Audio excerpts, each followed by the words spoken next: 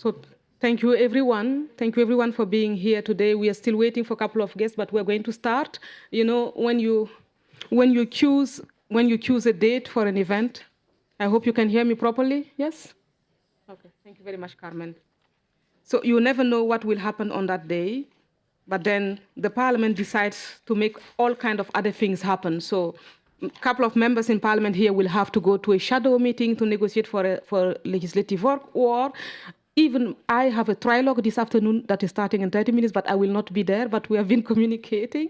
So there are plenty of things that come along. I'm so grateful that you're here today, and I'm honored to welcome you today for this roundtable conversation organized by the ECR Working Group on Female Conservative Leaders and Empowering Women, which I have the honor to chair. In collaboration with our teams, I would like to first of all ask a round of applause for the staff that helped make this possible. So I know that being in committees, doing your job, I don't know where Andrea Sepova is seated now, but she's not in the room yet. She will arrive. So Carmen Cyrille, who really is the advisor of the working group, and Anna Popovici, I think she is finding a couple of people who are lost in the Parliament to bring them in this room. So you might see her coming in. I would like to thank them for helping make this event find place, and Andrea Sepova, who also helped me create this working group in our political group and make sure that we can connect women. What we did before this event is that we had victims of forced marriage, and not just forced marriage, people who were born in Europe, in the Netherlands, for example, or in Belgium, who were 10 or 12-year-old, and you were there, Georgiana, and they were sold by their own families or given away by their own families or sold in Pakistan, in Afghanistan, in Somalia, in other countries, when they were still underage, disappeared from school. And what happened to them? There is one NGO who finds them and helps them come back, save them, called Farm for Freedom. And I've been working I met the leader 13 years ago, and I told her, look, when I become member of Parliament, I'm going to try to make a law against this. And I didn't know how, but now we are working on it. And with the colleagues from the Commission, we are having conversations about how to make all women access the same justice. This is a passion to change something that, even when we're not here again, can continue protecting girls from violence. It's just an absurd betrayal if your own family can do that to you, and how you build your life again is very difficult. The witnesses came, they shared their story, the commissioner was touched, colleagues here, and we're continuing working on this. So the working group for empowering women is not just to gather and have a conversation. We are really having influence on policy to make people's lives become better around the world, and also make sure that we have impact on how justice is conducted. So as a member of Parliament serving both in the Committee on Gender Equality, FEM, and the Committee on Civil Liberties, Justice and Home Affairs, LIBE, and I must confess I'm more active in LIBE than in FEM, because you cannot be at two places at the same time. And I am the ACR coordinator in LIBE, so I'm focusing on LIBE more, but it doesn't mean that the women's rights is less important, because we have the way from LIBE to achieve results in criminal justice. And that is where Carmen comes in again, in being one of the main advisors on criminal justice, that we're really changing something there. And working today, you were, before coming here, at the Victim Rights Directive shadow meeting, where we want to be able to help victims better, the same way across member states inside the EU. So I've seen firsthand in my personal life, that some of you know, but also inside the Parliament, in the policy work that we're doing, how important it is to empower women and how it can have an impact in society. I have learned that regardless of your position in a company, in an organization, in a business that you're leading yourself, in any situation that women still face challenges. Some of them talk about the challenges, some of them do not talk about the challenges. It can be because your rights are not respected. It can be because your voice is not heard. It can be because you are imposing limitations to yourself. It can be for so many reasons. And that's why it's important to speak about it, because it unlocks a conversation that helps us achieve more. This roundtable is about learning from how people cope with that, because I don't believe in being a victim. Even when I underwent female genital mutilation at age 5, throughout my life, I never considered myself as a victim. I consider myself as a survivor, and I consider myself as someone who could be the captain of her own life. And I did not always know how to do it, but thanks to conversation like this, I met people who inspired me, empowered me, and made me become stronger than I could ever imagine. But today, sitting in a chair as member of European Parliament, sometimes I'm even more scared than when I was a child. Because women in politics face some other kind of things. And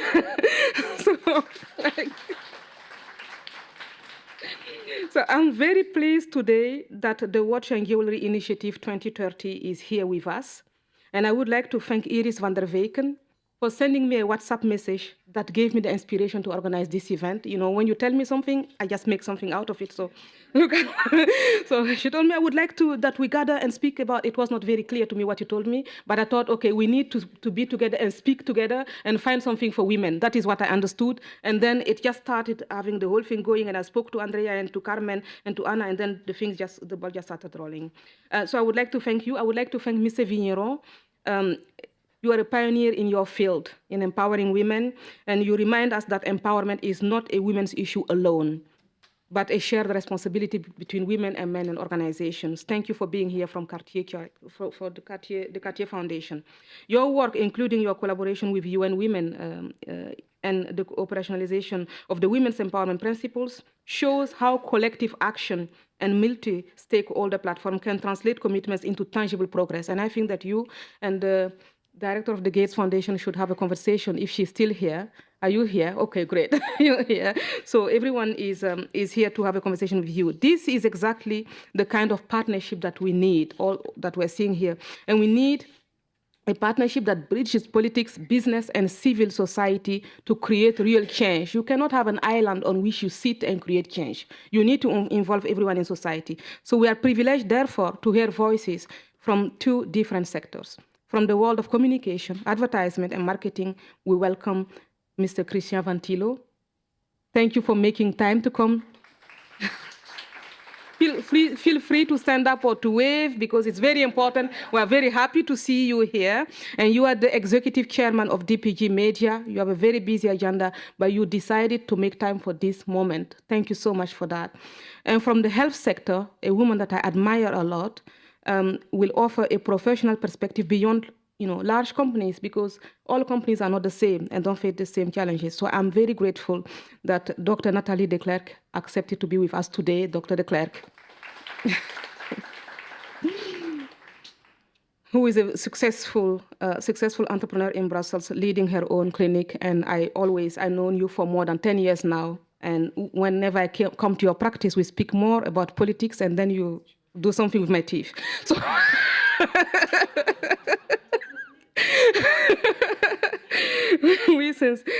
we sincerely also thank we thank you for joining us today for this conversation. And I warmly thank the members of the European Parliament who wish to be present, despite all the committee things going on.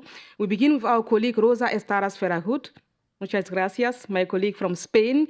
And you are the vice chair of the Women's Rights Committee. And with you, we have here my colleagues from ECR group, MEP Teodorescu. Estaràs, you didn't wave to everyone. They want you to wave. Huh? You wanted to say cuckoo. And then we have Teodorescu, who is from Romania, MEP Teodorescu. And Gemma, you're here too. And, these three women focus a lot also on disability and on everything related to justice. Thank you for being here today. We closely work together also on in the working group, and you are very active in your respective committees. I would also like to thank for the presence and contribution Miss Irena Mozova. Are you here? Yeah. Thank you, Miss Irena. You are Deputy Director General for Justice. I'm looking forward to hear also if you have any comment to make here today. And consumers. So when speaking about women who are sold abroad, this is really coming into your field, actually, when we speak about justice. You are in the European Commission. And Ms. Letizia Zuleta, you are the European Parliament Director General for Justice. Yeah, Ms. Zuleta, sorry. Yeah. So we have really powerful women here today and inspiring women, and men. Sorry, men. Yeah, men. Sorry for that. We are grateful to welcome Vice President Antonella Sberna. She's still here. She left? Oh, I'm sorry. Antonella Sberna is having like a ninja agenda today because she has also bureau, she has a committee, she has all kind. But she came here and she said hello. She will come maybe later again. And she is responsible vice president of the European Parliament for gender equality. And her presence was very meaningful. She really managed to show up here. And Andrea, that I was thanking, is here now, the Deputy Secretary General of the ECR group. You can say hello, Andrea, and who co-founded the working committee. To go back to the content, I believe our role is to bring perspectives rooted in responsibility, pragmatism, and respect. We know that empowerment is not achieved by slogans, but by concrete measures, transparent recruitment, fair promotion, safe workplace, and accountability, meritocracy. As legislators, we also rely on contributions like those we will hear today. Your insights help us to shape better laws because we understand what is missing. You help us improve existing frameworks and ensure that our decisions translate into real improvements in people's lives. This dialogue between policymakers, business leaders, and civil society is essential if we want to move from principles to practice. So let us use this lunch roundtable not only to exchange ideas, but also to build networks that can sustain. Tomorrow, we need to be able to speak to each other again, strengthen alliances, and inspire each other. Together, we can ensure that Europe leads by example in advancing women's rights and opportunities while remaining true to our values and respectful of the different cultures and diversities that are not violating the fundamental rights of human beings, whether they are men or women. Finally, I would like to thank all of you for being here today, including the staff of the European Parliament from other offices, who managed to bring their MEP here today, and who work tirelessly on justice and women's rights. Your commitment makes this conversation possible and ensure that our work has real impact. So I look forward to hearing from your conversations, for your contributions. I would like, before we move to the video that Ingrid is going to show us, it's a short video, do not worry. And then I will go to give the floor to each of you. But I know that MEP Assita, you need to go somewhere. So I will give you the floor first to make a short contribution before you can run to your committee meeting. Someone will give you a microphone, I suppose.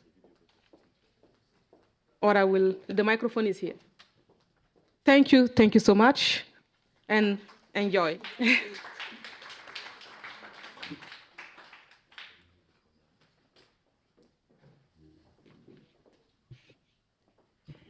Thank you so much, Assita, my best colleague in ECR in the European Parliament. It's an honor to be here today at this meeting, this event on a topic that is not only political or economic, but deeply human. Women's empowerment in the workplace. I would like to give special thanks to my friend Assita Kanko, Vice President of ECR and Chair of this working group, for her leadership and commitment to the Watch and Jewellery Initiative 2030, and to everyone here for joint efforts to move this cause forward. Unfortunately, I will have to leave as soon as I finish my intervention because I am organizing an event on care. I will have very much like to stay until the end of this meeting, but thank you for having me to take part. Over the past years, we have seen significant progress, and today is the moment to celebrate that. But we also must remember that there is still work to do. Women's talent and equal opportunities are not only a matter of fairness. They are a driver of competitiveness, innovation, and social well-being. We are inspired by women leaders in politics, global companies, healthcare, and the media, who show every day that excellence has no gender. At the same time, we must ensure that all women have the same opportunities, including women with disabilities in politics and leadership positions. We face additional challenges accessing decision-making spaces. Their active participation is not only a right, but enriches diversity, creativity, and the effectiveness of our institutions and organizations. challenges remain, such as the gender pay gap, difficulties accessing leadership positions, and obstacles in balancing family and work. In this regard, the EU Work-Life Balance Directive is crucial because it ensures that men and women can balance work and family life. Supporting mothers and fathers and removing barriers that limit women's access to leadership roles. Likewise, the Equal Pay Directive and measures to promote women in leaderships ensure that women receive fair pay and can access decision-making roles, fostering diversity in management and improving the efficiency and competitiveness of our institutions and business. Also, the European Care Strategy that we're working on a report of the European Parliament, of which I am reporter, or the Directive on Violence Against Women, or clear examples that have helped shape a more better future. I want to highlight a historic step by the European Parliament last plenary session, the recent approval of a measure allowing pregnant members to delegate their vote before and after giving birth, passed by a large majority last week in the plenary session. This decision recognized that motherhood should not limit politician or professional participation, sending a clear message of inclusion and support to all women at different stages of life. Today, as we change experiences and proposals, let us remember that women's empowerment is not a destination, but a continuous process that requires courage.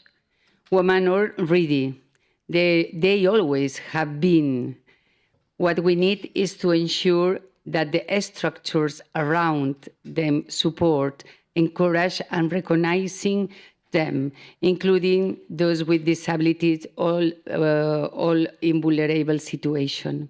I would like to finish my thanking again Assita Kanko and everyone who made this meeting possible, and by encouraging us to use this opportunity to move towards a more just, competitive, and human European labor market, where diversity and equality are guaranteed. Because when women thrive, society as a whole thrives. Thank you very much, especially Assita. Thank you.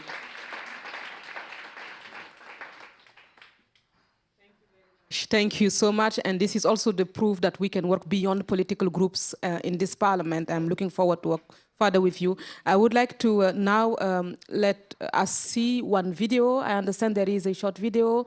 And we have, I would like to thank Peter Smets, my second assistant, who is now helping. Thank you very much for all you did to contribute today, also to bring everyone in.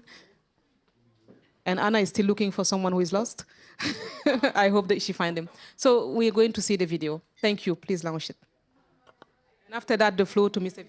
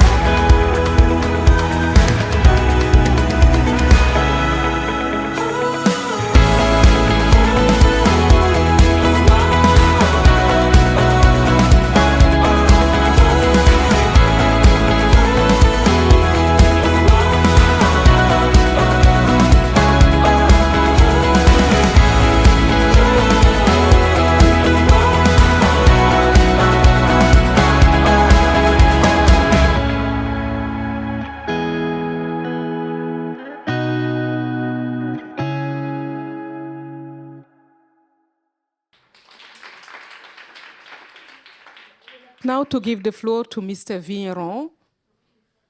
Is it Iris first? Okay, sorry, Iris, sorry. Thank you, Iris. That's what happened when you send a WhatsApp message. Good afternoon, and for everyone. And first of all, a warm-hearted thank you to you, Assita, and your incredible team for bringing us together and uniting us on a topic very close to my heart personally, but also to the Watch and Jury Initiative 2030.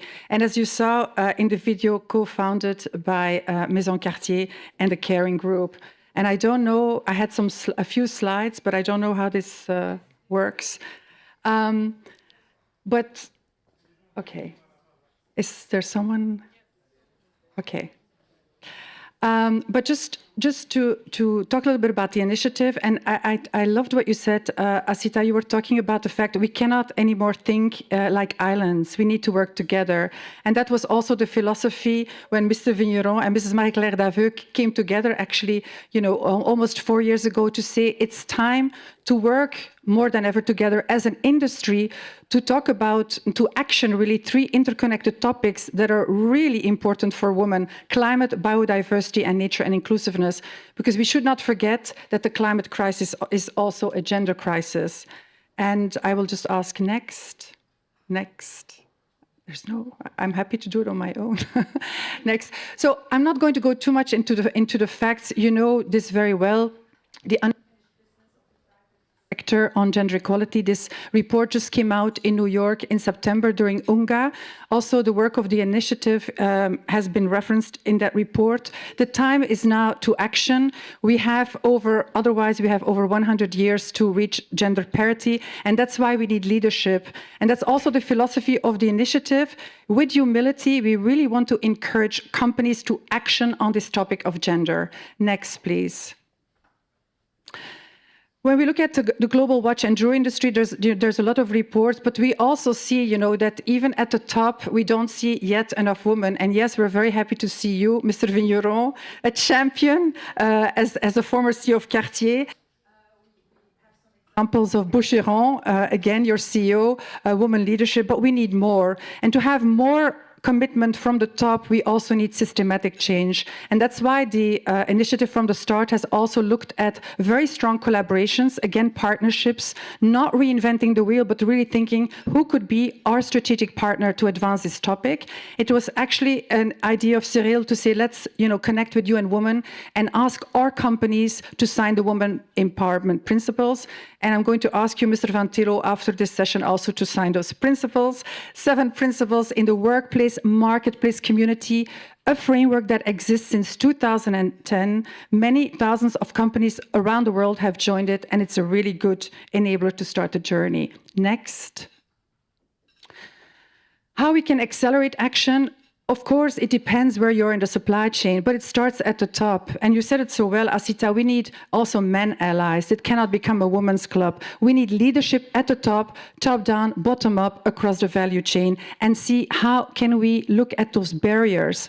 And one, of course, of the common denominators is equal pay, but also access to opportunity, talent retention, representation, and so many other topics. Next, please.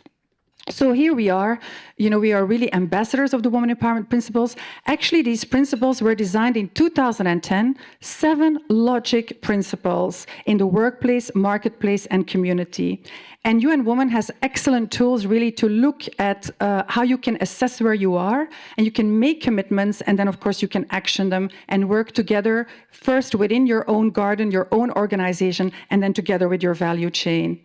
Next, please.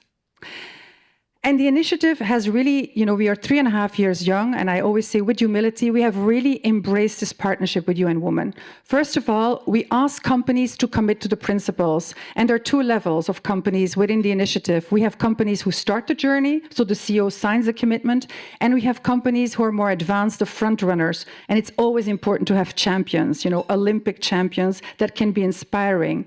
And so within the initiative, we have worked a lot on education, because the philosophy of the initiative is, we need to educate, people need to understand the principles, then they can action on them, and then they can really be accountable on them and report on progress. So with UN Women, we've worked on the education program. Until now, we've actually completed hundreds of companies from small to bigger sizes to really start the journey. But one project that I'm particularly proud of, and some of you are in the room also from that have participated, is gender responsive procurement. How many businesses know who are you buying from? Because this is women entrepreneurship. This is really the economics. How much are we buying from women entrepreneurs?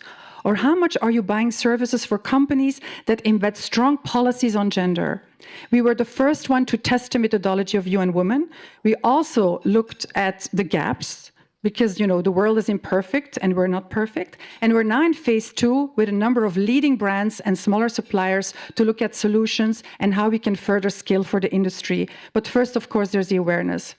And then last but not least, the past 12 months, we've been working on cross-sectorial collaboration.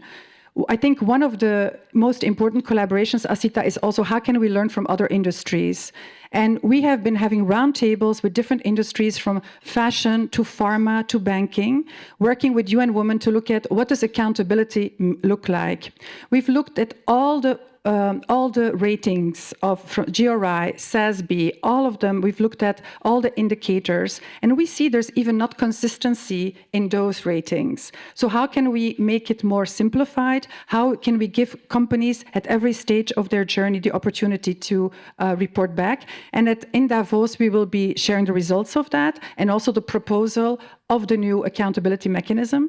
And again, we will do that through multi-stakeholder consultation. So we'll go back to civil society, we'll go back to policymakers, you know, to get a review on that. And finally, next. We also wanted to say one action at a time. If Mr. Vigneron had not said, let's ask companies to sign the WEPs, look what happens. And I think it's very interesting. In 2010, you had the Caring Luxury Group as the first ones to really start, you know, signing those WEPs. And then you see brands coming, Chanel, Cartier. But look what happens in 2022 when the initiative is established and how we see that we're actually bringing, you know, this small action that we're asking, how this is becoming a movement and a movement with accountability. So yes, every small action matters. And this is my call for action. So if you scan that code, you can really look at how you can sign the Women Empowerment Principles and start the journey. Assita, on behalf of the initiative, we thank you for your strong leadership. And we heard it so nicely, when women thrive, humanity thrives. And this was actually from the work of Cyrille. He will tell you more about that. But thank you very much. So it's, yeah. Yeah.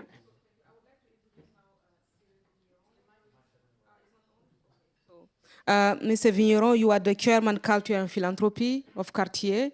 And so Iris explained everything to you, how we started and how we got here today. I would like to give you the floor. You're the next speaker. Yeah. Thank you. Cyrille, can I just give you 2 phrases of your background? Sorry, yeah. So today, Cyrille is the chairman of Cartier Culture and Philanthropy and the co-chair of our board of the Watch and Initiative 2030, together with Marie-Claire Daveux, Chief Sustainability and Institutional Affairs from the Caring Group. Prior, Cyrille he led Cartier worldwide as president and CEO from 2016 to 2024. And prior, you were present at LVMH Japan. You had also big leading roles at Richemont. You're a music lover, an admirer of Japanese culture, but above all, for us, you're our gender champion of the industry, Cyrille. The floor is yours. Thank you, Iris, and thank you, Assita, for welcoming. It's an honor to be here today. There are not enough men at this room, and that's where the problem, because the women empowerment cannot move enough if men don't participate actively. So I will try today to share a few examples of what we have done, and also what I have also initiated as a leader that can make the case progress. And either individually, meaning at a company, or collectively in a different kind of cooperation, coalitions, and there are new openings now. First, with what was said before, say we cannot take women's rights for granted, because as was said before, there are some progress, but there are also some severe regressions in many countries. But also we can see that the cause can really, really go backward in even simple and universal rights. But also for cases like violence, representation, there is still a lot to do. So we should think it's not only a linear curve, but even if there are backdrops, we have to continue and to do whatever we can. And this can be done individually, by company, by policymaker, by countries. And even if some countries are going rogue, then it doesn't mean the others should not do something better. So I would take different elements, but first to explain what we have been part of. So Cartier is, of course, an important watch and jewelry maison. But we could see that the more it becomes visible, the more there's room to do things for other parts. So for now 20 years, Cartier started the Cartier Women's Initiative, which supports social entrepreneurs from the world and has created really an amazing community. Even from those who were laureates initially can have also an incredible path afterward. And one of the European leader, meaning Hala Tomatsdottir, she is president of Iceland. She was one of the first laureate in 1991. So there are elements in there that say that as far as women get visibility, there are a lot that can be done afterwards. Also have Cartier Philanthropy, because the Cartier Women's Initiative goes with social entrepreneurs for profit, even if profit is not their main purpose. But Cartier Philanthropy for NGOs, and also try to help the most vulnerable, or most of them are women. And we have also in this community now for more 15 years, incredible partners, CEOs that have done in the world of education or in the world of health or in the world of resource of development, incredible results, and can also scale this business a lot. So to give an example of Safina Hussain of Educate Girls, we supported her an early stage in India, first with 5,000 villages and about 50,000 girls, and now her Educate Girls have kept at school 1.5 million young girls in India in areas where basically social culture would keep them aside. Or also can know about Kathleen Barron of Luminous, who is doing in Africa, first in Ethiopia, but also in Liberia and 9 other countries, apart again to work with children, but mostly girls, that in areas where there are conflicts, they are taken out of school, they are moving to another country where they don't speak the main language, and it's very difficult to keep them in the system. But having with a really strong methodology and pedagogy could bring them back to school and to have after that interesting and other studies and career. So many things can be done in the world of philanthropy, in the social network, but also inside company. So 20 years ago, when I was at Cartier, in the distribution network had 22 subsidiaries, only one woman was managing director, 5%. When I took over as a Cartier Global CEO, 20 years after, big progress, 20%, meaning 5 out of 25 in small markets, and the big roles were only for men. There were 65% of women in this network that were working, also to 70% clients. So the fact to have more women was just kind of natural, but there was a glass ceiling that they would never reach managing director or regional director. And there were many reasons given, say, well, there are some countries too difficult for women. Middle East, too difficult. Russia, too difficult. Korea, very difficult. Japan, very difficult. They're all very difficult until it's proven wrong. And so in 5 years, we could make some programs and to promote women as the first regional CEO in Dubai, in Russia, in Korea, in Japan. And the current CEO of Japan, so had a wonderful speech for the Women's Pavilion that we have also co-curated. I will come back to that later. Said, I'm a cultural exception because in my role, either you have a 45-year-old European or a 65-year-old Japanese, but all are men. There is no 40-year-old women. And if I had not been promoted in this company, I would not have done that. So we had to go to some specific development programs because there was a pipeline, but there was some good reason for men to think that women cannot do many things. And many things are only in men's mind until we are all proven wrong. It was only 50 years ago that women were allowed to run marathon, first time in Boston, because women cannot run marathon. Until then. And now it's not even a question. So many things are stereotypes that we have to go against. But there are also stereotypes which are inhibited by women, which is called the imposter syndrome. So we had a Make Your Mark program to bring women ready to be promoted, but who all had a doubt that they might not be legitimate or not be ready. And this is something known as the imposter syndrome. I mean, not those who are not ready, but those who believe they're not ready because of their father, because of their culture, because everything telling them, don't show up. You're not at your right place. You have to be humble, you have to be behind, and you have to wait. And many women believe that, and they fight against, but it's very difficult. So having this program when women could come and talk about this and realize that they were not the only one, made them feel better, and find also sisters who could do the same thing.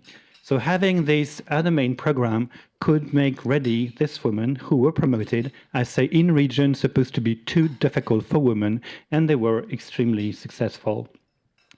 There is a question whether, is it a condition to be successful, meaning do women do better?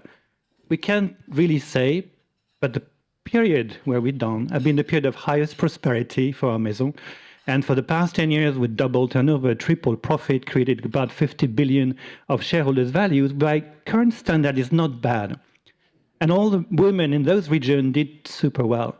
So at least there is no negative correlation, that nothing can say that if we had promoted men, they would have done better, and probably not. So we don't know if there's a causality, but anyway, the correlation that women can do really well is fine. And what happened for sure is that having 65% of women in regions, when we have de facto glass ceiling, then they all leave. So meaning you shortcut basically a larger part of your human capital. When you give role models to women, then they want to shine, then they make a model for others who want to grow as well. And then you have 65% of your human capital showing up. Otherwise, you have a much, much shorter pool. So just doing that has really tremendous impact. And in 2 of this region, we asked those female CEO to become the champion for something happened after the Cartier Women's Initiative, which was a women's pavilion inside World Expo in Dubai and then in Osaka, that we were called because of this experience to do something truly universal. And these women, so Sophie Doireau in Dubai and Jun Miyachi in Osaka, did a lot of things with the cultural diplomacy to convince, especially in Japan, the Japanese government to do women's pavilion, which was not on the agenda, and they didn't want to do at all. At least they finally accepted not to look shameful compared to Dubai, who had done before. And knowing that Japan on the gender gap is ranking about 120, which is quite bad. So realizing that if we did not address this issue would be probably a problem until the government or the successive government fully endorsed. So these women who were regional CEO took a cause bigger than them and then made something that's been a breakthrough in also bringing the gender equality and women's case in universal exhibitions twice in a row, meaning now it's become a standard. So we can do things in organization as far as leaders really believe in what they do and take really an active role in empowering women for the common good. Because in that journey, it's also a part where we not only have to promote women, but to get rid of men's stereotypes. And a part of the problem is that men try to look like the ideal manager that they think they have to be, meaning to be authoritative, to be tough, to be cruel, to be not too kind, and then they shut down their sensitivity, and then they become insensitive as a whole. So currently we can see there is a kind of masculine leadership and feminine, but also by promoting women who've been both kind and competitive, but also men can be also kind and sweet, is also something to make the global value progress in a world that needs both competition and compassion at the same time. And having a lot of things which link to care, because we need also to care for each other. In this journey, we also find that many things have to be done to support women and family, because women are not equal in their obligations. Social obligations on women remains much higher, and they feel it, so they feel responsible for their partner, for their family, for their kids. So when there is a parents-teacher meeting, women find time and men find excuse. But it's also because men don't want to look bad and to look demotivated. So in some way, if they do, they have then to be sufficiently strong to hold this on. And women don't decompartmentalize the way men do. Men leave home and they're at work. If the kids are sick, women remain at home. So we need to have some part to support childcare, parents' care, also to accept that there can be some disease that make people feel unstable and vulnerable for some time. And many on these are disease that only women can have, and one part where medical studies have not researched on women's body because they thought there is just a human body with only genitals and difference, and many things are coming into women's health that men just have no clue, and the others don't care. But having all this element taken into account can make a better understanding and make that everyone can feel supported in their own journey. If you make a transfer, do it after school begins so that everyone has time to settle. Because before the family settle, the woman will not feel fine. But it's okay. There is usually no problem in doing a transfer in June or in September. Everything is fine if we understand what's the root cause. So we have to go in depth in all of this. The Cartier Women's Initiative has also shown that only 5% of fund going to women entrepreneurs because women are seen to be too risky, where in fact it's just the opposite, as Mohamed Yunus has shown. Women reimburse their debts, men only half the time. So women are not a risk, and putting a stage to women makes them a possibility to thrive. And these communities become really, really wonderful. And I mentioned also about Cartier Philanthropy. So the Watch and Do initiative came thanks also to a movement coming from the policymakers to say that the 2015 agreement in Europe is becoming common responsibility. Not only government, but also companies, for everything we do directly or indirectly in environment, but also social justice, which makes the company have to work together and find open ways to find solutions, and also in direct cooperation with government and policymakers. So we have worked and progressed quite a lot in something which is open source and continues to do, and a big part is social justice, and a big part is women empowerment, and everyone has a role to play in this field. So what we can expect from policymaker is becoming a bit different, but what we could see in the Women's Pavilion, if we maybe time out, to cooperate with states like the Dubai Expo, which is a government body, or Japan Expo, also a government body, to make something private-public. We saw this in the role of culture, and now the space is more open with government, was also with cities or with different diplomatic bodies to make. We see a deconstruction of the multilateral environment, a deconstruction of the world we've been knowing, a deconstruction of truth, but there are also more ways to cooperate together based on purpose. We're also seeing a weaponization of the economy, and everything can be weaponized, but then we can find new coalitions to find the right answers. So we need to find new way for what used to be seen as lobbying, but more to see cooperate on purpose and specific topics, and this includes usually parliamentary voters, but also government, and also diplomats, and then companies and sectors as far as they act for something which is meaningful. So we need, like we did for the initiative, to build coalition on purpose and not as general structural element to try to influence each other. What we have to do to deal with the US now, new way to deal, but what to do with China, what we have to do with part of the sector linked to sanctions because of the wars, in fact requires different kind of actions with different kind of people. But if we can find the right person who really are committed to do something fine, we can do something better. If we see also what has been done for the due diligence directive, put a due diligence directive on gender equality, and companies will have to move their butt. Otherwise they will be fined, or otherwise they will find some part in the future that will be held responsible for doing nothing. We should not allow them to do nothing, but knowing that sector can be different.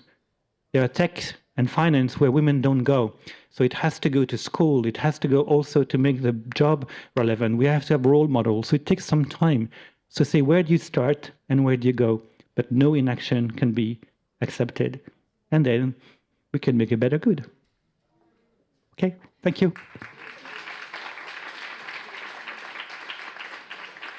So thank you very much. So now I would like to ask my neighbor, Mr. Christian van Thillo, who is the executive chairman of the board of DPG Media, to take the floor, one of the most respected companies in Flanders and in the Netherlands and beyond. So please, you can take the floor there. So we still have 2 speakers to go. So after Mr. van Thillo, we will have Dr. Declercq that will take the floor as well. Thank you very much for joining us today. Thank you, Assita. Ladies and gentlemen, good afternoon. There's two reasons why I'm here. First reason is that I was enjoying my holidays in Croatia this summer, sitting on a terrace and seeing a lady sitting at another table asking me, would you mind to take a picture of me and my daughter? Which I did. I said, nice to meet you. Where are you from? From Belgium. Oh, I'm from Belgium as well. Whereabouts? Vilvoorde. Really? Oh, we have a company over there. And I work for that company in media, and that was it. And so I went home, and I got a message from on LinkedIn from Assita. So you found me, Assita. I had no clue what you did. And all my respect, by the way, for your wonderful career and great life story. And that's the first reason. And the second reason is that I hope that I have something meaningful to share with you today with respect to female leadership and gender diversity. So it was a lot of pleasure that I accepted your invitation. I've managed DPG Media, which is the largest media company in the Benelux, for 35 years. And I can tell you that we are active in news media, magazines, radio, TV in both countries. It was a male-dominated industry, especially when it comes down to news media, newsrooms. I would even say macho environments. Male-dominated, masculine behavior, that was the norm. And to be honest, I was part of it. You know, I started when I was 27, that was it. And that's how people behaved in companies, and especially in the media. And we were no different than the rest. And then, actually, when we expanded to the Netherlands, that's when it happened, and also end of the 90s, I would say. It was what happened in society that triggered growing awareness in our company. And we decided to start working on building an inclusive culture within our organization. And it all starts with awareness. It would never have been possible without our human resources management. You have to know that in management, it's pretty easy to find good finance people, marketing people, et cetera, et cetera. But it's extremely difficult to find a good human resource manager. It really, really, really is. And I think that with Melanie van Hemert, who is a Dutch lady, she's the best I've ever seen. She's absolutely fantastic. And she said, Christian, we are going to change. And that journey started 7 years ago. And we were one of the first media companies in Belgium and the Netherlands to do that and to invest really in diversity and inclusion. And we wanted to set an example for our industry. So it has become an important pillar in our D&I program, not only because it's the right thing to do in general, but also research shows that it's a smart business decision. That always helps when you have the guys of McKinsey, you know, and then they publish this great study and you say, guess what? It's good for business. That's a good reason to motivate people in your company and to create awareness. We did that in 3 steps. By the way, the results, I'll share some numbers. We have 45% women in our company. We're 6,200 people, 45% women. Now in management, which is 800 people, we're at 42% women. The leadership team, which is 180 people, we're at 34%. And then, I'm ashamed to admit, but it's only 9 people, we're only at 10% in the executive committee, but that'll change. And actually, it is Melanie who gave me the input for today. What did we do? Number 1, we created awareness. Number 2, and that is really, really important, was said earlier, I think. You can only succeed if you introduce a comprehensive plan, a clear plan, focused on building an inclusive culture and increasing female representation at all levels. And we do that by doing 3 things. Number 1, inclusion. We perform a yearly survey on social safety and inclusion in our company. And based on the specific results, of each business unit or team, there is a tailor-made follow-up program. Examples are team dialogues, individual coaching, or even changing team compositions. We had to do that. It was necessary. Number 2 is equal opportunity. We measure gender balance in everything we do. Where necessary, whether it's about, and we challenge people where necessary. And examples are balance in hiring, promotions, talent plotting, succession planning, and remuneration. And specific key performance indicators, KPIs, are set and evaluated by the executive committee on a regular basis. The result is a limited gender pay gap. It's almost inexistent now in our company, and progress on female participation at all levels at DPG Media. Third and last is growth. We have an extensive learning and development program in place where we grow tomorrow's leaders in our company. And all these programs have a minimum of 50% female representation, mirroring tomorrow's world at leadership level. We have the talent community, 1.5-year program for 60 high potentials and key talents.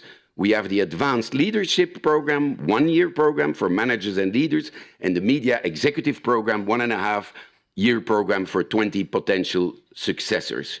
And the results are that future leaders will be working in diverse team, and that it's the standard for success. So we opted not to organize leadership initiatives for women. No, all initiatives we take is 50-50. So that is the norm for when you work in the real workplace, and that you don't say, oh, we do something special for women. I don't think that works. And it's something I discussed with Melanie, actually, because I'm actively involved in all of these programs. You know, I give presentations about the history of our company and what have you, and our strategy. And I just see that it works when it's 50-50, and then it becomes the natural norm once they're back in the workplace.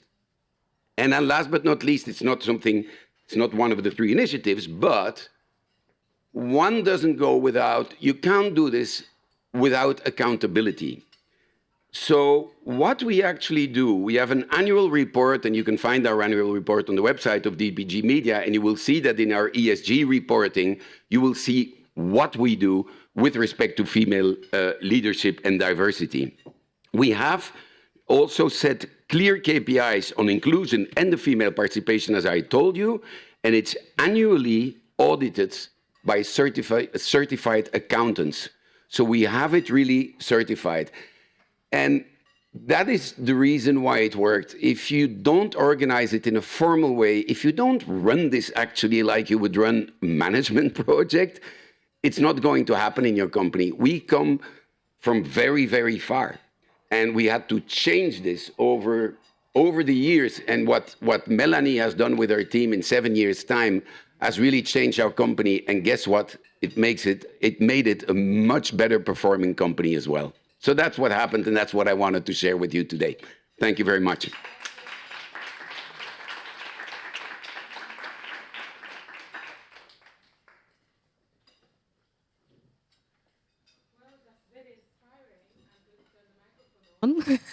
That's very inspiring, like concrete change in business because of thanks to a vision and to the right people to implement the change. This is very inspiring. I'm sure we're going to continue having this conversation and taking ideas from that for policy in the parliament. I'm looking at my colleagues as well. And I also quoted something from what Mr. Vigneron said, and then you reminded me of one job I had when I was 27 years old. And then my boss asked me to take the responsibility of some branch in Italy. And I was so excited, I was very happy. I said yes immediately because I love working. And then I went home, and my husband asked me, and what is he paying you extra? I'm like, oh, I didn't ask. And he's like, well, that's right. So I went back in the next day and I asked him, why did you ask me? And then he said, yes, I could have asked the other guy who is here, but he would have asked for a raise. And I'm like, well, then I want a raise, otherwise I don't do it. And that I got a raise at that time. But we need to think about it, right? So it's sometimes we have to ask for things. I would like to give the floor now. Sorry, Dr. Declercq, you are not going to have your meal directly, also because it's your turn. I would like to give you the floor, and you are from Brussels and participating actively in the local economy and inspiring all your clients like me. And I'm very glad that you're here today. Looking forward to hear what you have to share about your experience and your story. Thank you.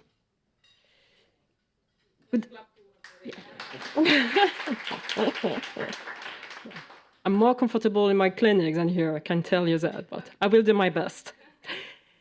Good afternoon, ladies and gentlemen, distinguished members of Parliament. I warmly thank Mrs. Kanko, active member of the European Parliament, for this kind invitation. She has been one of my most loyal patients. It's been truly inspiring to witness her amazing political journey over the past 10 years. Madeleine Albright once said, "There is a special place in hell for women who don't help other women." Mrs. Kanko has certainly listened to the former US Secretary of State and has dedicated her life to defending women's rights. Thank you for that.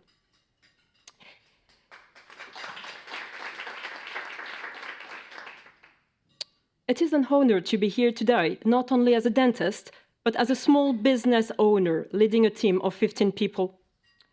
I'm a French dentist specialized in aesthetic dentistry and orthodontics.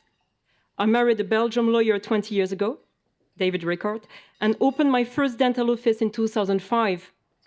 My team and I have treated more than 20,000 patients since. Every day, I see how women bring intelligence, empathy, and resilience to their work, qualities that are the foundation of strong, healthy communities. But I also know how hard it can be to earn your place and fight stereotypes. When I first started my career, I was renting a tiny 20 square meter room from a 60-year-old male doctor. One day, I suggested that we could perhaps join forces. I started to be successful, to have many patients, so I came with a big smile and said, "Yes, I've got some spare money. Maybe we can, I don't know, do something together, expand the clinic." He looked at me and said, "Oh, my dear, my dream is to partner with a male plastic surgeon, not with a young woman dentist." That sentence stayed with me. It didn't stop me at all. It fueled me. And that's why I'm here today, to make sure that no woman's talent is ever dismissed just because of her gender. For a long time, my favorite book was Lean In from Sheryl Sandberg, former COO of Facebook and Meta Group. I've always been inspired by this lady's message, which is simple but powerful. Women are not lacking ambition, talent, or entrepreneurial spirit. They are lacking the conditions that allow this ambition to flourish. For small companies like mine, the challenge is greater. Resources are limited, teams are small, every decision counts. Yet small businesses are also uniquely flexible. They're agile, they are close to their employees, and can rapidly change the way they work. And that is why the European Union has an essential role to play in helping SMEs led by women.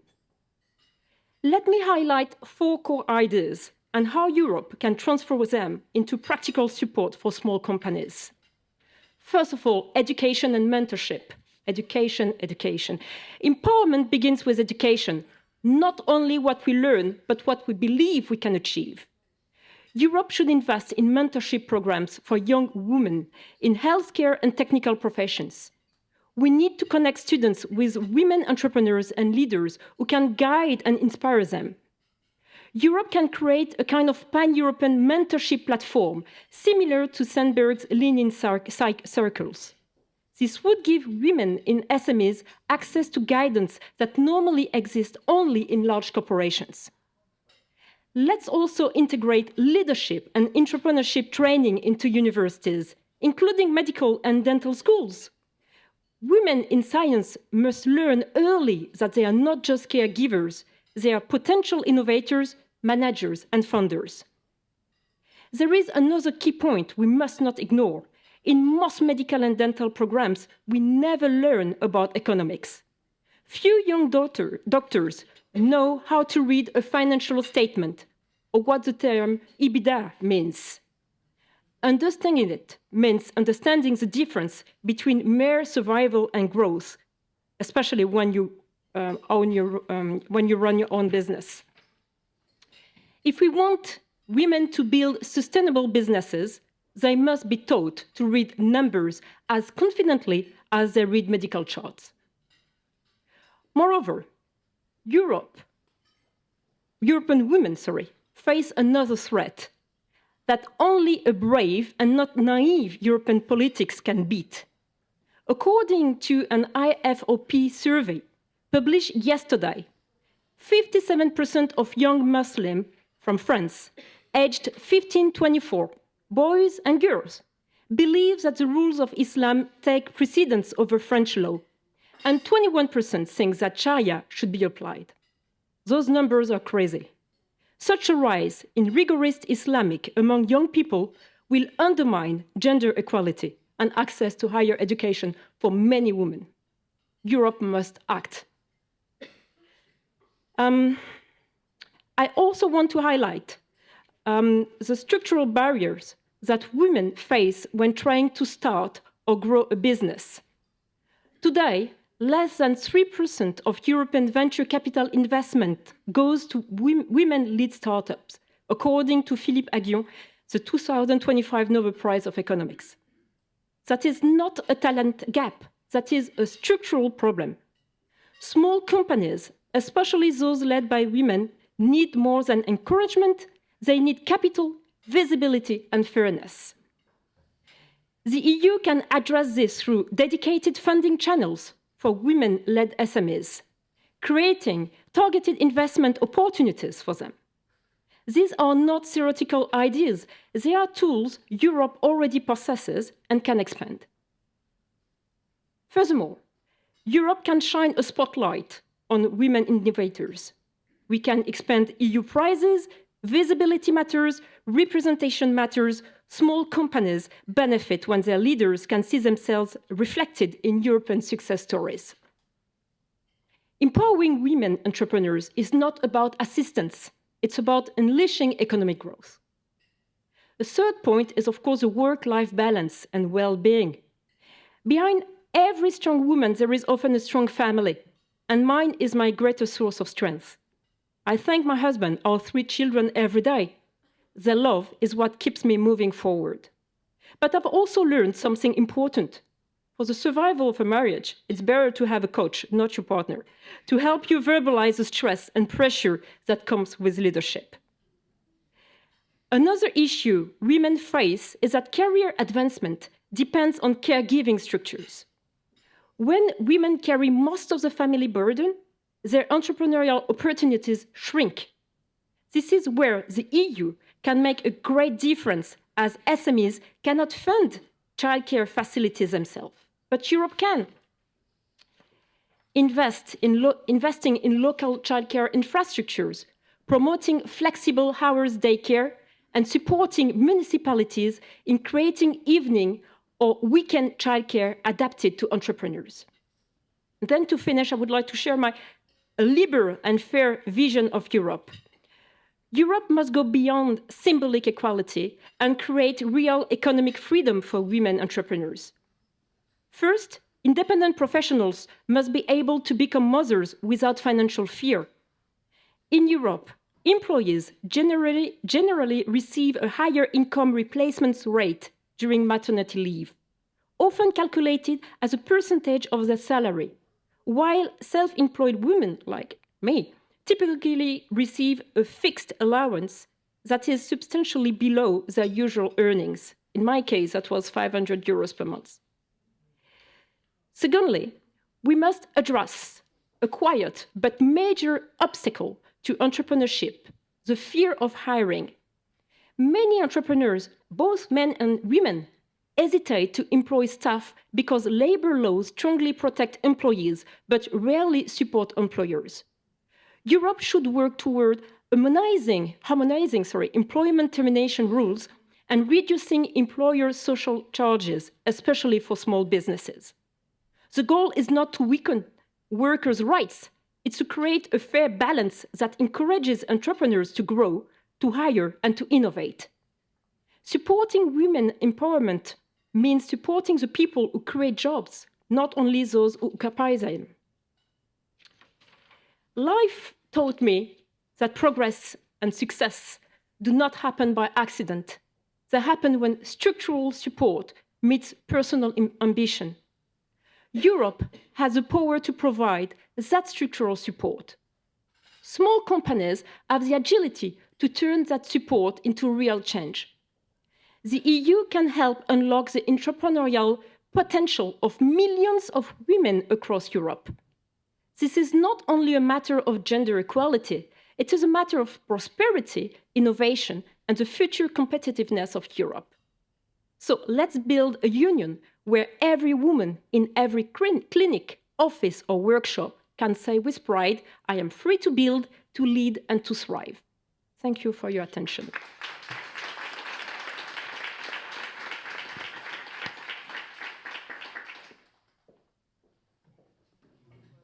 Thank you very much, Dr. Declercq. I know that you're not always standing before a crowd to speak. For some of us, it's like, what we do most of the time. But you came here and you inspired us with what you said. I would like to thank you also, Mr. Thillo, with what you said. It's very powerful change through the organization and through your leadership. And Mr. Vigneron, Ms. van der Veken, I would like to ask that we take like a couple of minutes just to advance with our meals, and then I will go back to colleagues who are joining, just take like 3-4 minutes, and then I'll go back to colleagues like MEP Teodorescu, Director General Mozova, Director General Zuleta, and everyone else who would like to intervene. Just from your seat, you can contribute. Feel free.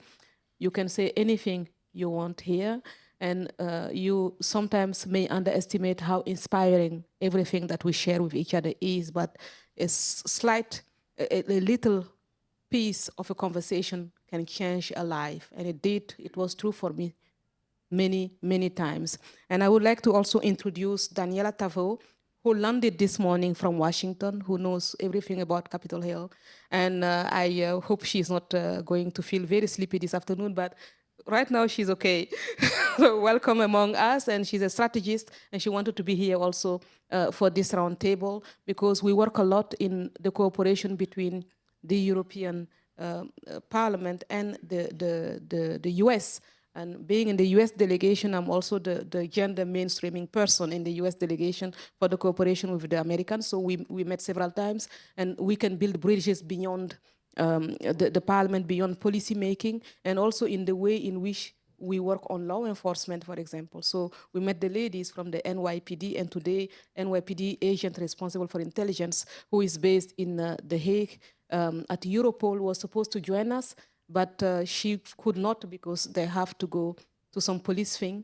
But we have one police person here.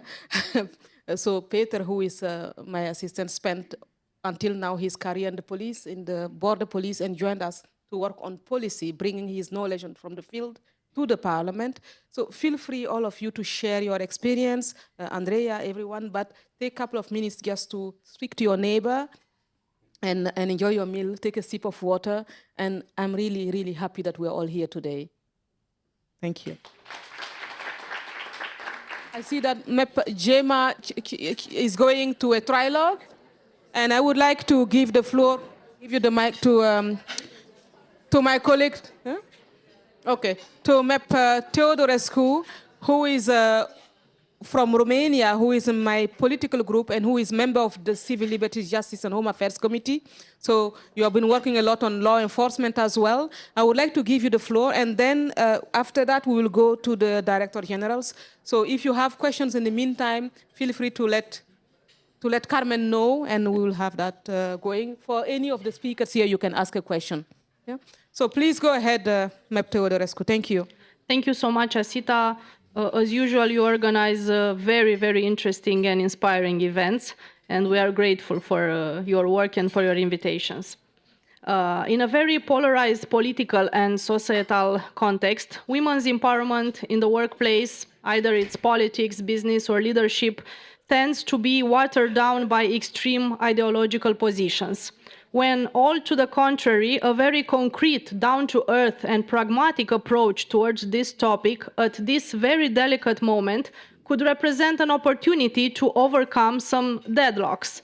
Because women's empowerment must be seen not as an abstract ideal, but as a concrete reality. We see this reality embodied, for example, let's take the case of two women holding two of Europe's most challenging offices, Prime Minister Giorgia Meloni of Italy and the President of the European Parliament, Roberta Metsola. They come from different political families, they hold different visions of the European Union's future, but they share a common lesson. Empowerment is not about consensus, it is about the courage to lead. Prime Minister Meloni represents a historic breakthrough. She is the first woman to lead the Italian government.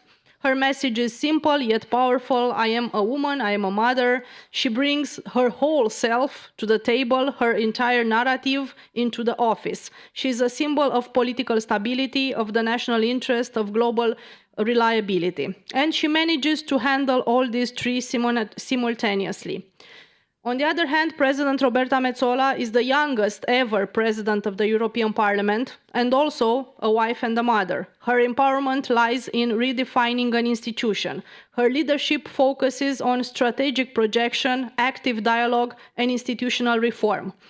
These two examples clearly show that empowerment is not a gift, but the natural consequence of capacity. Women empowerment must not be confused with progressist nonsense. It must not remain a rigid goal on a meaningless policy. Women empowerment is about pragmatic competence, clear case studies, and an opportunity for the EU when world leaders are stuck in old business and political deadlocks caused by vanities, many times. In politics, women bring to the table what men many times cannot, a vision and approach of greater responsiveness to citizen needs and a more sustainable future. Women engagement in politics is therefore crucial, and their positive impact is undeniable. Kofi Annan noted that study after study has taught us there is no tool for development more effective than the empowerment of women. No other policy is as likely to raise economic productivity or to reduce child and maternal mortality. No other policy is as sure to improve nutrition and promote health, including the prevention of AIDS. No other policy is as powerful in increasing the chances of education for the next generation. Therefore, we must channel all our efforts to supporting women empowerment, especially when it comes to politics and legislators. But the toughest fight, I believe, is not after women take the step and follow opportunities, but right before that, when they are still afraid to try, when their families or friends tell them they cannot because their only job is to marry or have children. The biggest fight we fight is to go home today and to convince our sister, our daughter, our wife or mother that she has a lot to offer, much more than she believes she can. So let's take this occasion of meeting today and discussing and exchanging ideas and try to go home and really make a change by discussing with all the capable and talented women we know and encourage them to really take a step and follow their dreams.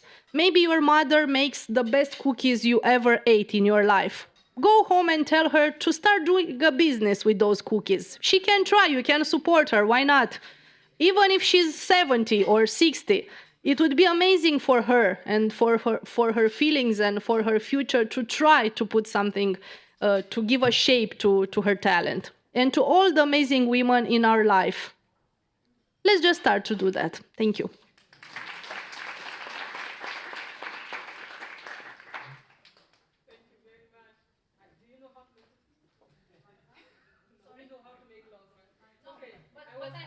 I was teasing you to ask if you know how to make cookies. I will come to your office. Thank you. Thank you so much for your contribution here today, but also in the Libe Committee. I know that you totally support the justice project that we have for the women, for the girls who were sold. And we are currently speaking with the Office of the Commissioner for justice. And now we have 2 Director Generals of Justice here, so we're going to speak more with them as well. And I look at our policy people, Carmen, Andrea, please go ahead with that. And I'd now like to give the floor to Director General Mozova.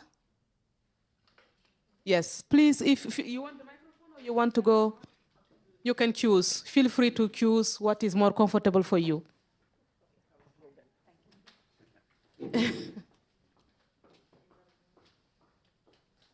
Thank you very much. Thank you very much, Assita, for leading the Women Empowerment in the Workplace event, but also for providing your leadership more general, because you are really, truly embracive in terms of putting together civil servants, but also prominent leaders from the business community and also political leaders. So I really wanted to personally thank you very much for having me as well as a humble representative of the European Commission, because this is really, truly inspiring event that I'm here today. And yes, I have a speech, but honestly, I will forget about the speech because today was, for me, mainly a great inspirational event. We have been working together with this House in making the two of the big principles of equality, of the rights, being the funding of our European Union project. And Dr. Declercq mentioned it several times that Europe should do this, Europe should do that. And we are desperately trying to make the difference of millions of women and girls, but also men and boys, in order to make the best place in the world be in the Europe.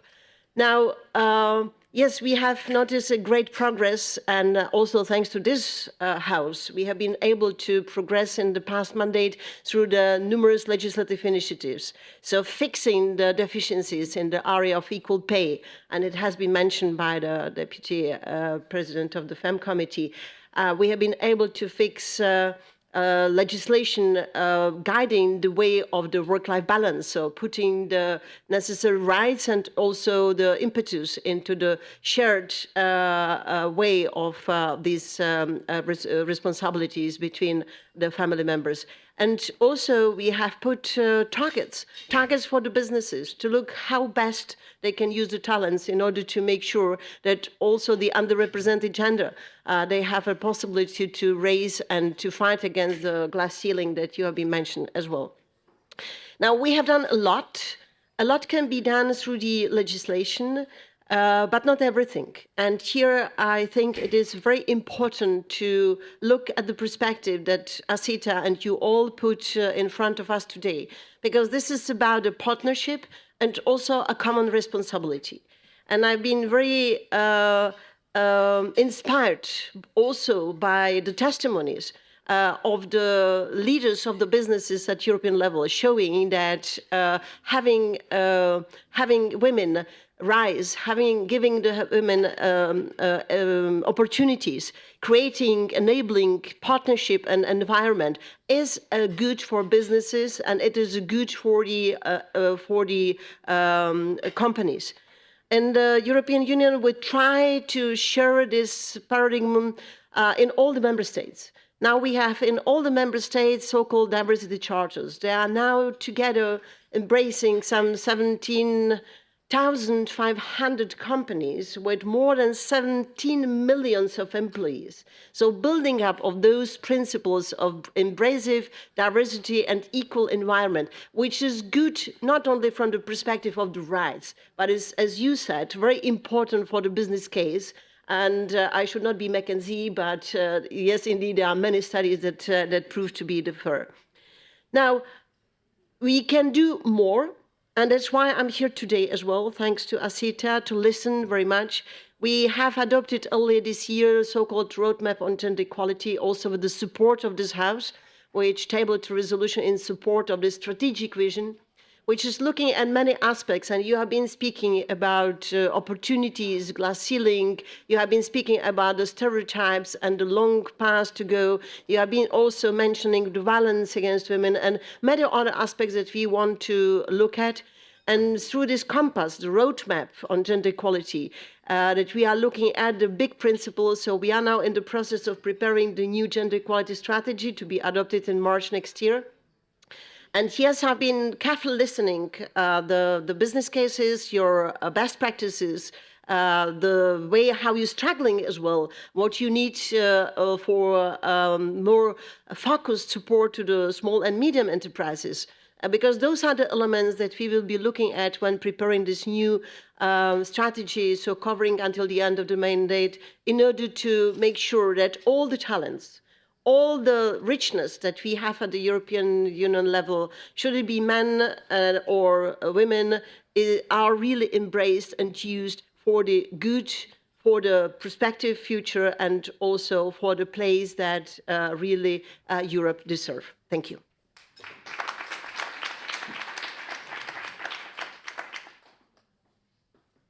Ms. Mozova, thank you very much. I remember when I was re-elected, the first meeting I had in Strasbourg was with you, and we spoke about the right for, we had a discussion about the right for members of parliament to vote from home if, or with a proxy if they are in maternity leave or they just give birth, and we had a conversation about that. And the point was it has to be voluntary or not, and we had a very good conversation, and we spoke about the rights of victims. And we spoke about so many files that I saw unfold since then. And right now, I hope that we're going to have an agreement in principle soon regarding the Victim Rights Directive, so that we can protect victims much better, and above all, avoid having victims, because we are actually fighting crime efficiently. So I look forward to continue working with you, and I see that you are moved and touched, just like Commissioner Magra. So we're expecting a lot of proposals from your Directorate General for us to be working in the Parliament. We're expecting the Eurojust proposal and other proposals soon. So we're looking forward to that. Thank you so much for being here. I would like also now to give, yeah, of course, give an applause. Thank you. And I would like now to give the floor to my neighbor, Director General of the European Parliament, Ms. Zuleta, and you used to be also the chief of cabinet of President Metsola during her first term. And knowing this house very well, I saw you in Conference of Presidents as well. So we in this Parliament need to be more connected than only during meetings. I'm glad that you're here today, and I would like you to share something with us. If you want to stand, or you can choose what you prefer. Okay, please go ahead. Okay, I didn't prepare a speech, so I would like to just to react a bit to all the inspiring words that have been said today. Thank you very much for the invitation to be here. It's been very inspiring for me. I mean, I'm a generation where the private sector did nothing for women. In fact, the reason why I'm here in the European Parliament today is that I used to work in the bank, where I was head of unit in the legal service. I was the only one in between the heads of unit speaking French and English. I'm Spanish. And the Director General said that I wanted to move to the international sector, and the reaction of the Director General was, I don't want women with children. So that was it. So I decided, okay, if I'm going to die working, I prefer to work for the public good than for the shareholders of the bank.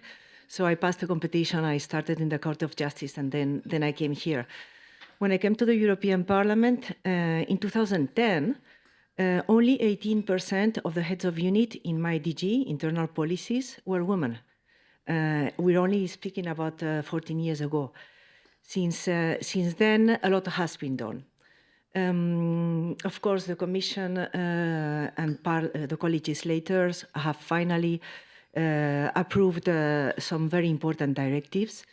My first file in the Parliament was Women on Board, 12 years to adopt, and it is only, you know, about, I mean, I have to say we were much more ambitious. At the end of the day, something is something, and the progress is made by little steps. So a lot has been done. There was a lot of training for pushing women to try to become heads of unit. It's absolutely true, as you said, that we are, I think, our worst enemy. We have this complex that we are not fit for it. There needs to be a lot of pedagogy, and it starts with education. Empowerment really starts with education. It starts at home. It's not only soft measures or hard measures. that manage to make women take the step, especially when you don't want, especially or not especially, when you don't also want to say no to a family life or to having children. I firmly believe that women can do both. We can multitask, no, as it is said. So there were a lot of targeted trainings, and finally, they were open also to men because they really didn't work. What I think works for women is to discover their talent. That to have a mentor, to have someone who pushes you to go and says, you can do it, learn this, do this training, try little by little, giving them assignments which make them go out of their comfort zone. So this is what we have been trying and doing. And in fact, Parliament is now at a very good target. I think we are at 49% of heads of unit, 50% of directors general is a little bit less. In fact, my DG is quite the opposite, not because of me, I found it like this, but now we are 90% women managers, which is also not good. I believe in diversity, and the male approach is of course necessary and important for us. So I wanted to just remind you, we had the Gender Equality Week 2 weeks ago, I think, under the leadership of Vice President Sberna. The motto was, spoke about talent gap. No, gender gap, sorry. Gender talent gap. And at the beginning I was like, oh, does this mean that we women don't have talent? But in fact, what it meant, and I fully share this, is that a talent lost because a woman is not supported is a talent lost for society, so for all of us. So thanks a lot for this kind of initiatives.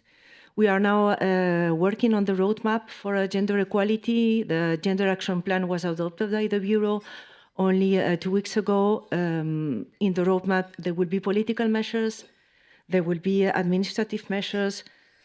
Maybe just to mention that the bad news in the Parliament is that the percentage of women members decreased for the first time in history with this mandate. Maybe we need to think why it was. Was it because there is a lot of violence in the internet against women politicians? That you are criticized of how you dress, how you look, how your heels, whatever, when men are not really. So thanks a lot for today. Thanks a lot for these reflections and also for your really efforts to make a society better and more equal. Thank you.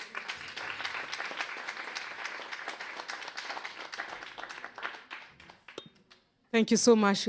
Again, so many interesting points, including women in politics, to take with us. I would like to give the floor also to Ms. Raffaella Viglione, who is the head of press in the Italian delegation, and he would share during 2 minutes something with us about artificial intelligence. Yes. If you have a question, please tell Carmen. She will text me, and I will give you the floor for 1 minute from now, because that's what we get in the Parliament. Thank you. Please go ahead. Good afternoon. I thank for the ECR Group Vice Chair and Chair of this working group, Assita Kanko, for inviting me in this important event.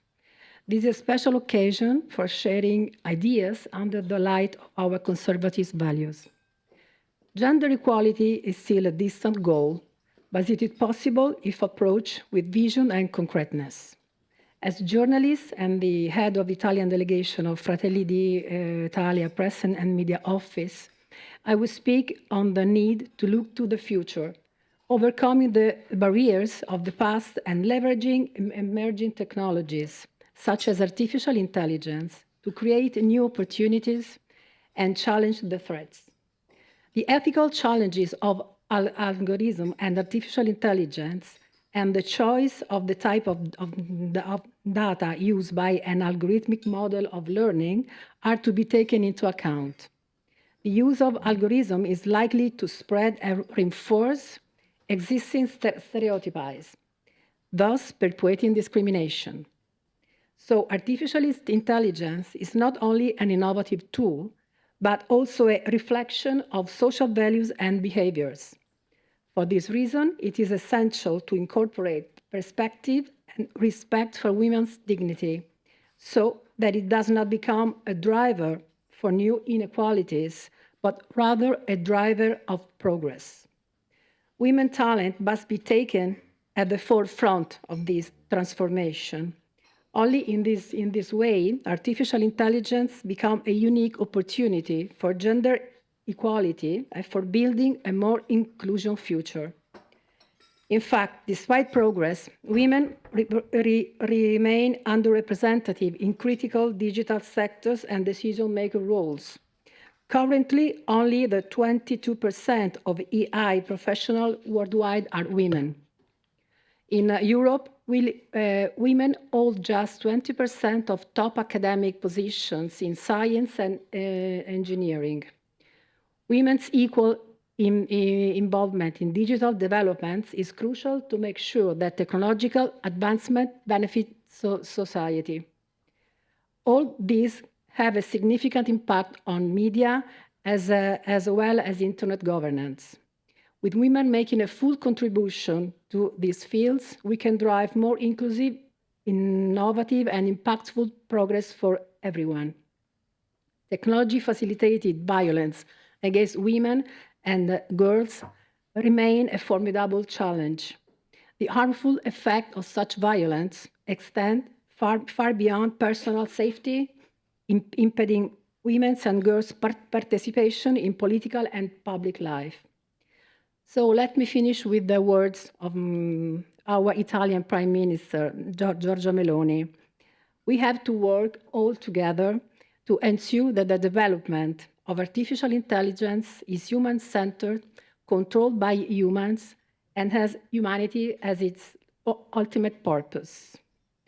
Thanks for the attention, and I would like to know, what do you think, what the speaker thinks about these themes? Thank you. Thank you. So anyone here who had the courage to ask a question, you can ask a question if you want to. Please feel free to share, or you can share a comment. I would like to give the floor to Daniela Tavo now. Oh, sorry. Did you? Okay. Carmel, we come to you with the microphone, and after you, I will give the floor to Daniela, and then we can conclude. Thank you, Assita. Thank you for the mic. And I would have one question. Maybe I need to introduce me shortly. I'm the coordinating advisor for the FAM committee in the ECR group. And I would like to have a question especially to entrepreneurs and representatives on the private sectors, is that I can, of course, understand and listen to your recommendation and your involvement. And then, as you know, we can be a bit scared when we recommend to our co-legislators to have specific binding measures, because everything binding, as from a female perspective, is also seen as a reduction of the merit. That is, okay, women also need these jobs because they deserve it. And I would like to have your position, your views about these binding measures that are often foreseen or recommended, how you show this, and would you be able to suggest, I would say, a third way in between only the voluntary measures that maybe are not enough and the binding measures that might be too much? Thank you. Well, thank you very much, Soraya. So Soraya is an advisor from ECR Group in the Women's Rights Committee. And for those sitting further, if you didn't hear, just I'm going to summarize. So what would there be a third way? Instead of having binding measures, would there be another way to empower women in businesses instead of imposing from the EU binding measures? I would like to say that I met businesses from VBO, and they told me that they would like one of the directives that was adopted previous term to be simplified because there was too much burden on businesses for reporting purposes, and there was artificial imposition of talents. I will give you the floor if you want to contribute. My personal point of view is that merit is important for businesses, and if I had a company, I would hire the best people, whether there are women or men who have 3 legs, they just have to be the right person for the job. So I'll give you the floor before we go to Daniela. Who wants to go first? See, wow, there is a volunteer. Good. I think some part can be enforced and with no collateral damage. The fact to put some quota for boards, I think is not of an issue, because now there are in Europe, for especially, enough women who have competence and skills. And if you say it has to be, I don't know if it's 50-50 or at least 30 or 40, I think there is no problem. And as soon as the board changed, some big part change. Same, I think, for representation in government or in parliament. I think to have this part of quota, because the question, is there enough education system and enough competence pool? And I think there is no problem at all. Other question, to say equal pay, it's okay. Of course, you have to be slightly granular, that equal pay means equal pay for equal job, equal, I think, experience in the job, and equal city. The difficult part, the cost of living in Milan is not in London, is not in New York. So you need to have a bit of granularity to do that. But basically inside one organization, equal job, equal experience, in same city, same pay. And if you don't, you have to justify why. That's quite simple. If you are in the element which are, on the contrary, things like a global promotion scheme, global part of gender equality, depending on the sector you are, then it can be, the question can be different. So there you have to push on a path. But if you rely on organizations which are sectorial and then try to find the benchmark of best things to do, which they can have an equivalent of a due diligence directive, they say that's your benchmark and you have to do at least as well as all of those in the sector are doing. If you're late, you're wrong. So it's in between of something you say you have to have a path and you have a benchmark which is those who look like you. If someone looking like you doing better, why not you? There is one thing that Mr. Van Thillo, you said during your speech. You said that introducing the change in your company to make sure that there was more inclusion, that all talented were pursued and used, also benefited the company. So because the company could also be empowered through empowering women and through achieving equality. So maybe that is the main message also to give to businesses. If you want your business to thrive, you need to make sure that all talents are tapped, that you don't forget part of them because of their gender. And Mr. Vigneron said also, excellence has no gender. That is it. Right. You want to add something? Or feel free, Mr. Van Thillo, Dr. Declercq. Well, please. No, you can. I just wanted to say that if you feel something should change in society and it isn't, regulation can accelerate things. And I've seen that. I remember when I studied 35 years ago in the States, they had minority quotas in business school. And I was wondering, why the hell are they doing that? And actually, after that, many years later, I said it was a smart move. It was a smart thing to do. It makes society more diverse. But I also believe that society is changing. Now there is a pressure just from society to do what you're saying today. You're just a better company if you do. But I think sometimes regulation helps. But over-regulation never helps. Never. Thank you. Thank you very much. So we're going to take one last comment. And after that, yes, we're going to round up. Okay, you have a microphone. Thank you, Daniela.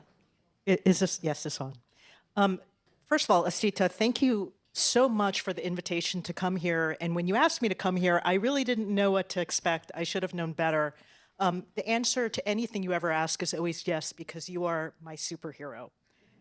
That's very true. She knows that. I tell her that every time that I speak with her, and I'm sure many of you feel the same way. I was so incredibly blown away today by the speakers because, like you, these are people that clearly walk the walk. This is not lip service.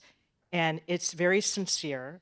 I'm truly inspired by each and every one of your comments, but being the American in the room, we have a habit of acting like cowboys. So we, as a result, say things that are kind of off the hip. So I'm gonna make a couple of comments like that are just from the hip. First of all, Cyrille, if I had bosses like you when I was younger, I never would have started my own company. So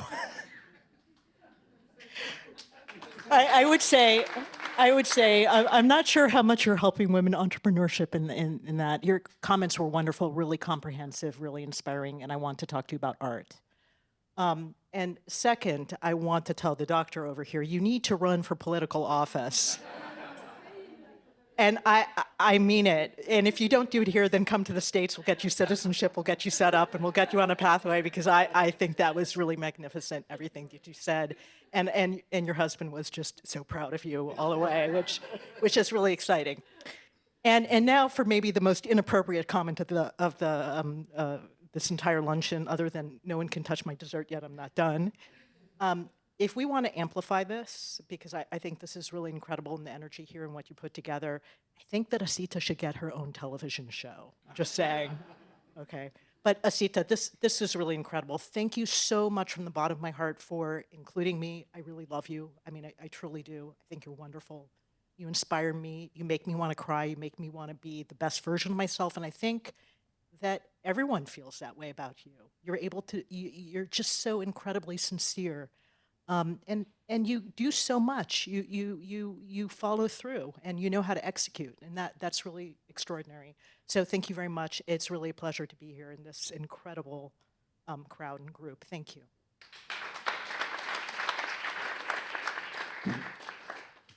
Thank you, Daniela. You're so American.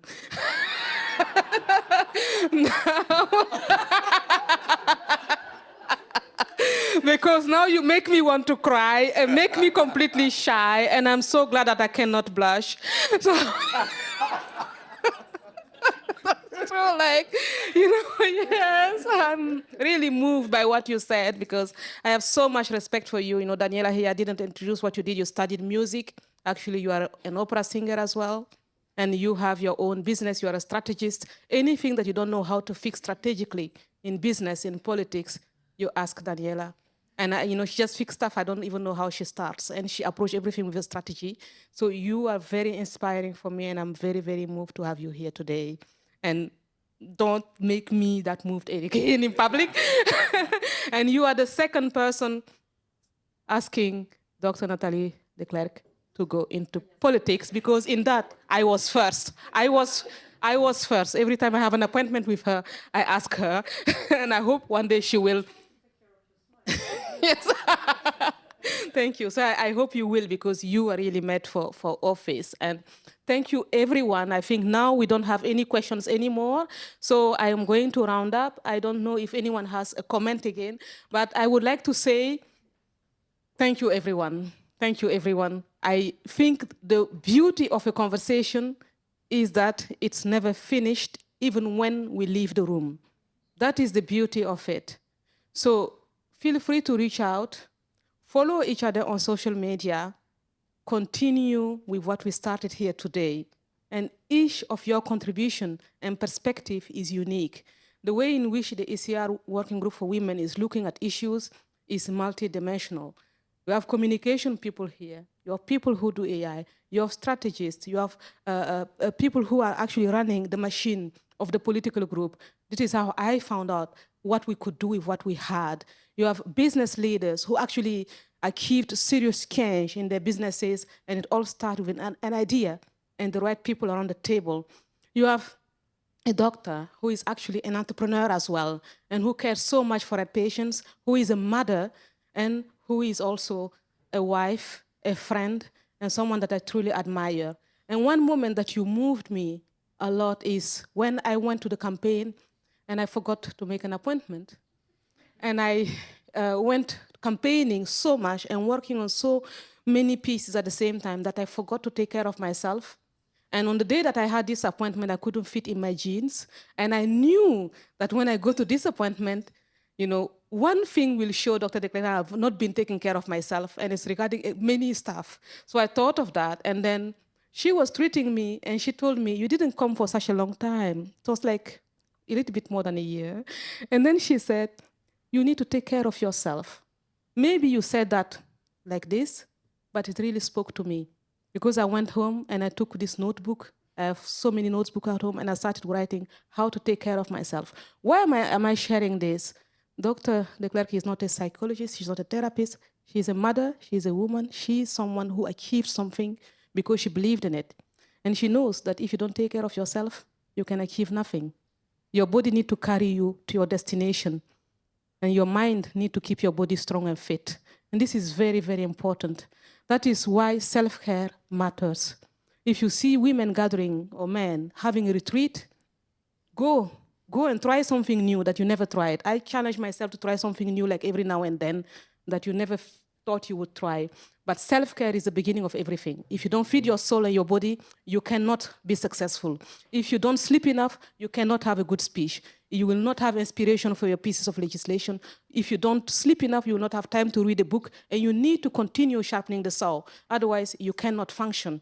So this little short conversation, when you do it all the time, when I cannot speak, that's not fair.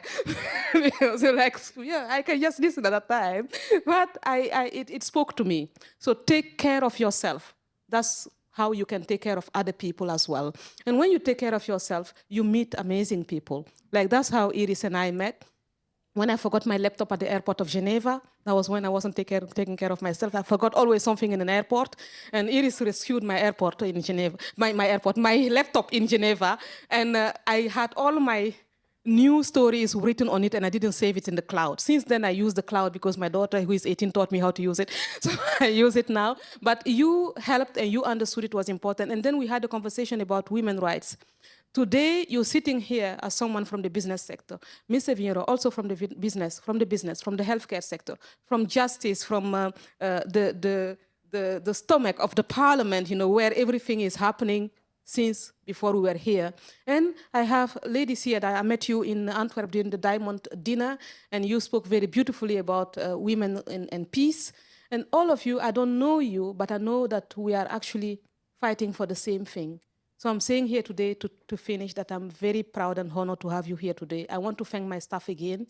I want to thank you, Carmen, Andrea, the advisors, and I want to thank Anna, Peter, and I want to thank the two gentlemen who came from my political party to make a video for us today. Thank you all, dat jullie hier aanwezig zijn. And also your staff, because they, your staff worked together to make this event happen. Because they were busy doing all kinds of conversation we were not involved in to make this happen. And I want to thank them too. Please thank them again. We are nothing without our staff. We are nothing. Thank you so much. And thank you, Daniela. You're going to sing a song? I'm kidding. So, okay, thank you very much. Feel free to talk to each other, mingle, and thanks again.